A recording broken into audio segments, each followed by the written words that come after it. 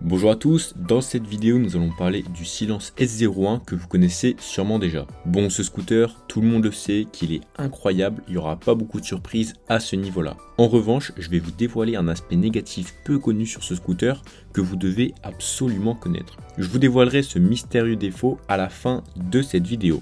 Comme d'habitude, nous allons commencer par voir à quoi il ressemble esthétiquement, ensuite on s'attardera sur les caractéristiques techniques, et enfin je vous dirai ce que j'en pense concrètement après avoir parcouru 200 km sur ce scooter électrique. Mais avant de commencer, vous pouvez mettre un j'aime et vous abonner à la chaîne YouTube pour me montrer que vous aimez ce type de vidéo. Vous pouvez aussi télécharger la liste, les 3 meilleures trottinettes électriques du marché, classées par gamme de prix, c'est gratuit et c'est en description. Au niveau du design, j'avoue que les silences sont vraiment mes préférés pour l'instant. On a un scooter de taille moyenne, facilement reconnaissable grâce à sa batterie et ses éclairages qui lui donnent un style raffiné et unique à la fois. Les finitions sur ce scooter sont excellentes et les matières utilisées sont premium, même s'il reste pas mal de plastique, mais par rapport à la concurrence, on est quand même très bien. Comme vous l'aurez compris, le Silence S01 est un scooter électrique 125, plutôt urbain et périurbain, qui vous permettra de vous faufiler en ville, mais aussi de prendre les voies rapides. L'affichage sur ce scooter est simple et lisible. On y retrouve bien sûr le niveau de charge de la batterie en pourcentage ainsi qu'une estimation des kilomètres restants en fonction du mode de conduite avec lequel vous roulez.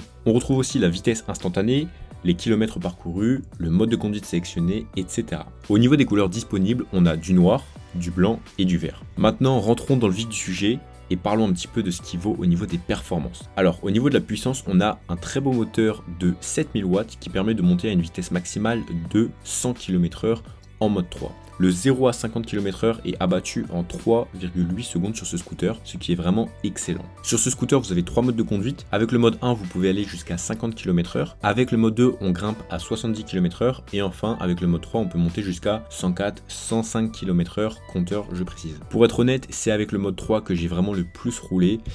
Et j'avoue que ça roule quand même très dynamique, c'est vraiment hyper agréable de rouler avec le Silence S01. Sur le Silence, la reprise est nette et ne se fait vraiment pas attendre.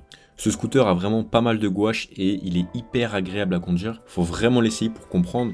C'est un pur plaisir, vous êtes à 0 km/h, vous êtes au feu rouge, le feu passe au vert, on tourne la gâchette et on part comme une fusée, on doute tout le monde, c'est hyper agréable, sans faire de bruit, sans à-coups, sans vibration, voilà, c'est un pur régal, faut l'essayer pour le comprendre. Personnellement, j'en vois pas mal des silences sur la route et je discute un peu de temps en temps avec les conducteurs et franchement, ils en sont tous ultra satisfaits. Le scooter est vraiment dynamique et ça donne vraiment envie de tourner l'accélérateur au max à chaque fois que le feu passe au vert, voilà, tout en restant bien sûr dans le cadre légal, au niveau de la vitesse, etc. Mais c'est un engin avec lequel on peut se faire vraiment plaisir. Cette puissance, elle est pour moi hyper importante sur un 125 car ça permet de s'extraire de la circulation ou de s'insérer dans un flux. Bien sûr, il y a un aspect plaisir, mais il y a aussi un aspect sécurité auquel il faut penser quand on achète un 2 roues. Avoir du rap de puissance, c'est notamment utile pour être réactif, même lorsque vous êtes 2 sur le scooter. Donc voilà, c'est quand même... Pour moi, vraiment, c'est primordial d'avoir une bonne puissance sur son scooter électrique. Le Silence S01 possède une grosse batterie de 5,6 kWh qui permet de réaliser 130 km en mode 1, 115 km en mode 2 et jusqu'à 100 km en mode 3. Sur l'écran, on a l'estimation des kilomètres restants qui change selon le mode de conduite que vous avez sélectionné. Et franchement, ce qui est vraiment bien avec ce scooter, c'est que l'estimation est vraiment précise. Personnellement, j'ai fait un grand trajet de 34 km alors qu'il me restait que 35 à 36 km d'autonomie annoncée sur le scooter et j'ai réussi à arriver à destination. Par contre, je suis arrivé à 0%. D'ailleurs, faut pas trop le dire, mais même à 0% de batterie, vous avez non seulement encore de l'autonomie, mais il monte encore à 100 km/h.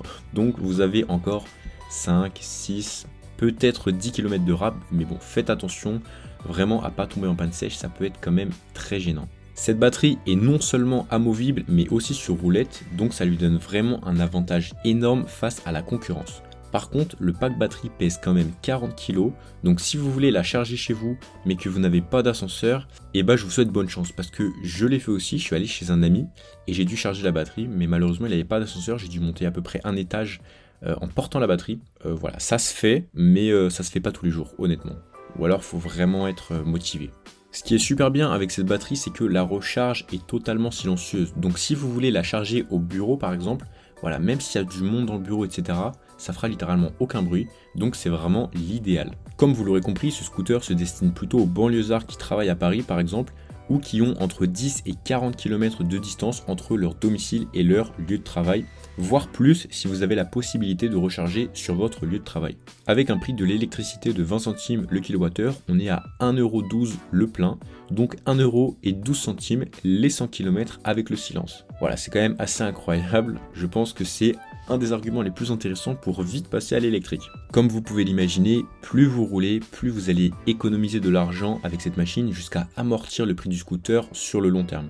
Si vous avez des doutes, faites quelques calculs pour estimer vos économies potentielles, vous allez voir, ça fait vite réfléchir. Sur la partie gauche du guidon, on retrouve les commandes classiques comme les commodos pour activer les clignotants, le klaxon, les commandes pour les feux, le bouton pour activer la marche arrière et une petite gâchette pour faire des appels de phare. Sur la partie droite, on retrouve bien sûr l'accélérateur, les 3 modes de conduite qui peuvent se changer tout en conduisant et les warnings. Au niveau de l'accessibilité des commandes, je les trouve vraiment très bonnes, mais j'aurais préféré quand même un bouton glissant, voilà, qui glisse de gauche à droite par exemple pour changer le mode de conduite. Car des fois, j'avoue qu'en changeant mon mode de conduite, en appuyant sur le bouton, j'étais pas certain que le mode voilà, s'était changé. Et donc personnellement, j'aurais préféré un bouton glissant. Mais j'avoue, ça reste un détail. La selle sur le Silence S01 est grande et vraiment confortable, même quand on est à deux, donc c'est vraiment un super scooter pour transporter un passager dans les meilleures conditions.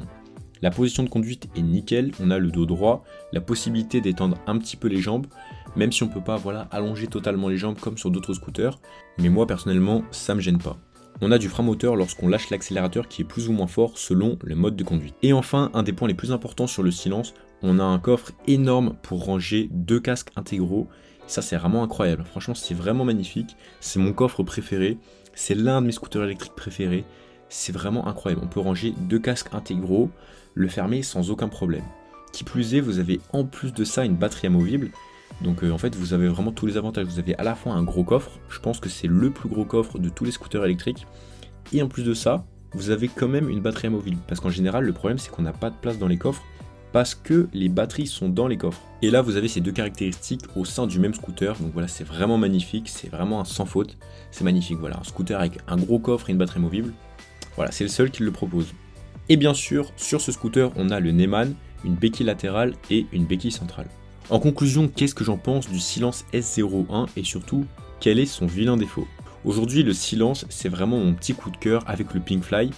D'ailleurs, je vous mettrai le lien en haut à droite et dans la description si vous voulez aller voir la vidéo sur le Pinkfly. Il est vraiment très intéressant.